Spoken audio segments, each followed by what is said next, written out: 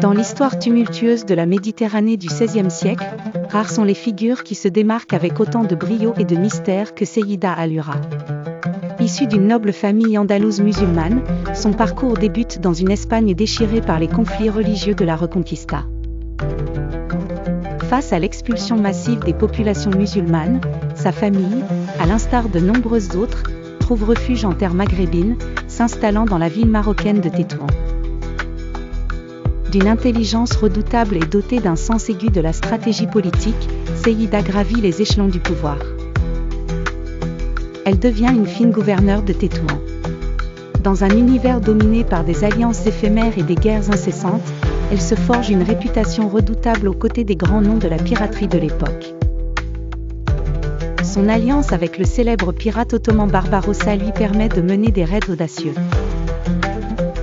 Elle perturbe ainsi le commerce maritime espagnol et portugais qui domine les eaux méditerranéennes. Ce qui rend Seyida Allura véritablement unique n'est pas seulement ses exploits militaires, mais aussi son statut envié en tant que femme de pouvoir dans un monde résolument patriarcal. Elle est la seule femme de l'histoire du Maroc à avoir acquis le titre prestigieux de Allura, signifiant « la noble dame souveraine ».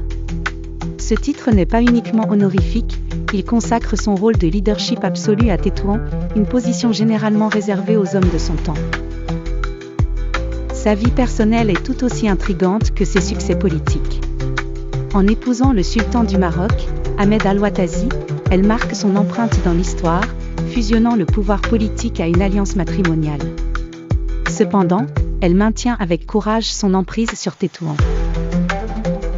Elle défie les normes de sa société. Malgré ses réussites éclatantes, la fin de son règne n'est pas dépourvue de drame. En 1542, après des décennies de pouvoir, Seyida Allura est renversée, vraisemblablement par son propre gendre.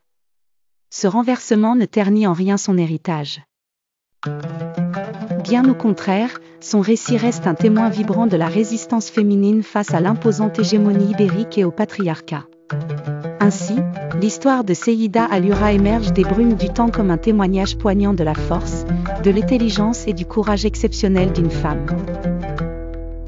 Elle refusa de se plier aux conventions de son époque. Au-delà des légendes de la piraterie et des luttes pour le pouvoir, elle reste une icône de résistance et d'autonomie, un exemple héraldique de la capacité humaine à forger son propre destin malgré les obstacles.